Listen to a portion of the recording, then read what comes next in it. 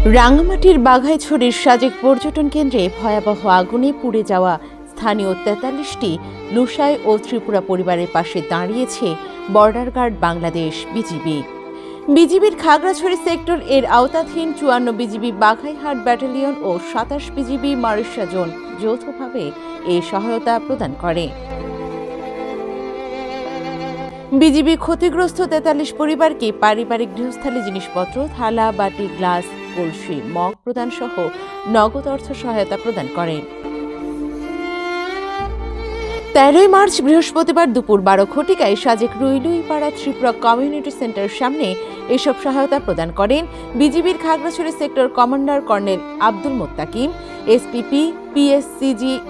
সকলে জানেন যে গত ২৪শে ফেব্রুয়ারি সাজেকে যে ভয়াবহ দুর্ঘটনা ঘটেছিল, সেখানে প্রায় ৪২টি পরিবারের বাসা ক্ষতিগ্রস্ত হয়েছে। আগুনে একদম অগ্নিদগ্ধ হয়ে তারা নিঃস্ব হয়ে গিয়েছে। তো আমরা মূলত এইসব ক্ষতিগ্রস্ত পরিবারের পাশে দাঁড়িয়েছি এবং আজকে তাদেরকে সামান্য কিছু সহযোগিতা আমরা বিজিবির পক্ষ থেকে তাদেরকে প্রদান করেছি এবং ভবিষ্যতেও আমরা তাদের পাশে আছি এবং তাদের জানমালের নিরাপত্তার পাশাপাশি তাদের দৈনন্দিন জীবনে যে কোনো সহযোগিতার জন্য আমরা তাদের পাশে আছি এবং থাকব এবং আগামীতেও আমরা তাদেরকে সহযোগিতা অব্যাহত রাখব।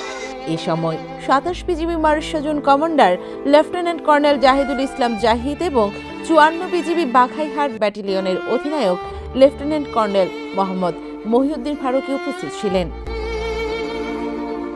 পরে সেক্টর কমান্ডার স্থানীয়দের উদ্দেশ্য করে বলেন, সাজেকে ভয়াবহ আগুনে স্থানীয় ৪২টি পরিবার ক্ষতিগ্রস্ত হয়েছে। তাদের জানমালের নিরাপত্তার পাশাপাশি বিজিবির পক্ষ থেকে সামান্য পরিসরে সহায়তা প্রদান করা হয়েছে। আগামীতেও এই ধরনের সহায়তা অব্যাহত থাকবে।